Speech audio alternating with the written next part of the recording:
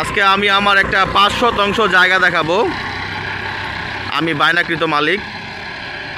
তো এটা হচ্ছে মদনপুর থেকে মদনগঞ্জ যাওয়ার এই রোডটা, দক্ষিণ দিকে মদনপুর থেকে দক্ষিণে এই রোডটা চলে গেছে একদম মদনগঞ্জ। এটাকে বন্দর রোড বলে। তো এটা হচ্ছে ইস্পাহানি বাজারের সামনেই এই যে গার্মেন্টসের মেন গেট। এখানে 8টা গার্মেন্টসের কাজ চলতেছে। তো এখানেও আরও অনেক গার্মেন্টস আছে, ছোটো ছোটো গার্মেন্টস। তো এই যে ভিতরে কাজ চলতেছে, আমি দেখাই। এই যে ভিতরে কাজ চলতেছে, আর এটার পিছনে আরও বড় বড় কাজ, ভবনের কাজ চলতেছে। তো আমি এখন আমার 5% জায়গার মধ্যে চলে যাব। এই গার্মেন্টস থেকে হাইটা গেলে 3 থেকে 4 মিনিট লাগবে। তো আমি এই রোডে হাতের বাম দিকে চলে যাব।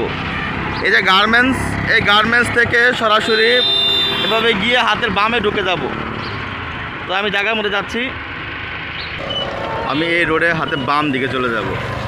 এই ডিআর পেপার মিলের ওখান থেকে সোজা জায়গার মধ্যে। এখান থেকে আমার হাইটা গেলে 3 মিনিট বা সর্বোচ্চ 4 মিনিট লাগবে হাইটা গেলে। তো আমি এই রোডে চলে যাচ্ছি, এই যে বাম দিকে রোডটা চলে যাচ্ছি। এই যে রোডের বাম দিকে হচ্ছে ওই যে গার্মেন্টসগুলো। আমি গার্মেন্টসগুলো একটু জুম দিয়ে দেখাই। এই যে গার্মেন্টসের দেয়াল, শেষ দিকের দেয়ালগুলি, এই দিকে দেয়ালগুলি, ওই যে গার্মেন্টস, এই গার্মেন্টসের দক্ষিণের দেয়ালটা। তো আমি সামনে চলে যাচ্ছি। এই যে হাতের বামে আবার একটা ডিআর পেপার মিল যেটা বলে ওটা আছে। এই যে ডিআর পেপার মিল। আর এই গার্মেন্টসের পূর্বের যেই দেয়ালটা, এটা হচ্ছে যেটা, তার মানে এই গার্মেন্টসটা একবারে এই পেপার মিলে আসা জয়েন হয়ে গেছে। অনেক বড় গার্মেন্টস, বা 8টা গার্মেন্টসের কাজ একসাথে চলতেছে। তো আমি সোজা চলে যাব জায়গার মধ্যে, এই রোডে একদম সোজা জায়গার মধ্যে চলে যাব।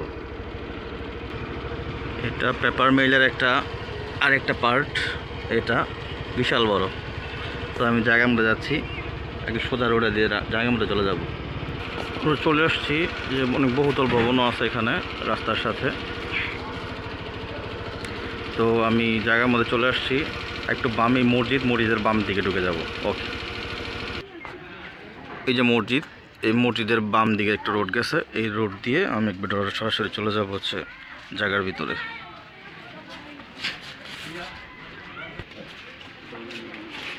এই রোড দিয়ে চলে যাব সরাসরি জায়গার মধ্যে। এই যে মসজিদ, আর এই যে বহুতল ভবনের 6 ফিটের রাস্তা। এই রাস্তা দিয়ে একদম সরাসরি জায়গার মধ্যে চলে যাব।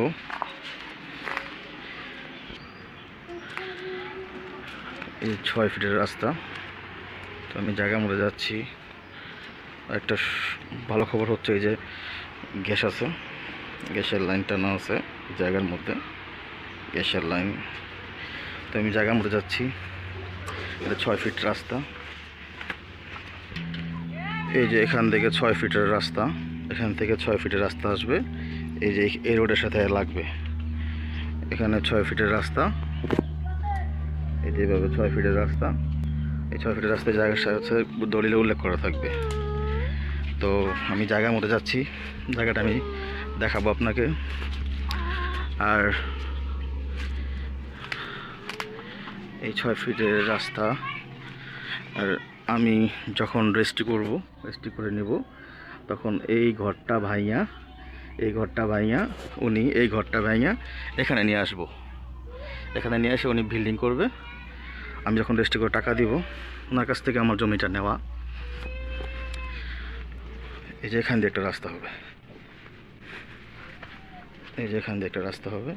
এই ঘরটা ভাইয়া নিয়ে চলে যাবে, ওই সাইডে ঘর করে ফেলবে, বিল্ডিং করে ফেলবে। এখান দিয়ে একটা 6 ফিটের রাস্তা দলিলে উল্লেখ করা থাকবে। আর আমার জায়গাটা হচ্ছে এই যে এটা, এই জায়গার মধ্যে চলে আসছি।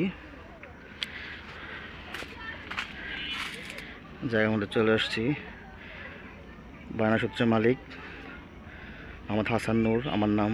দাগ নাম্বার দেওয়া আছে, 5%। জমির পরিমাণ, মোবাইল নাম্বার দেওয়া আছে।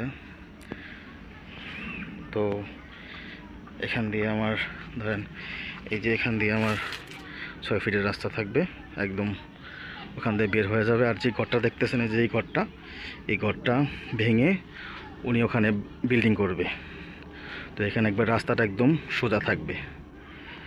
তো আমি জায়গার মধ্যে যাই, সীমানাটা দেখাই জায়গার।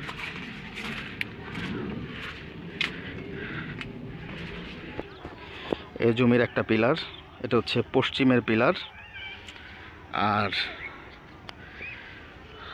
এটা পশ্চিমের পিলার। একবার চারিদিকে ডিমার্কেশন করা, মার্ক করা আছে, বায়না সূত্রের মালিক। হ্যাঁ, জমির মধ্যে ব্যানার করা আছে। এটা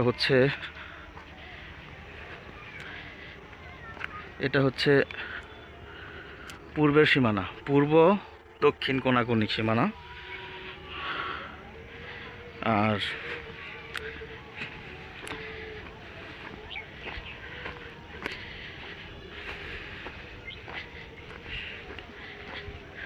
এটা হচ্ছে উত্তর পূর্ব কোণার সীমানা।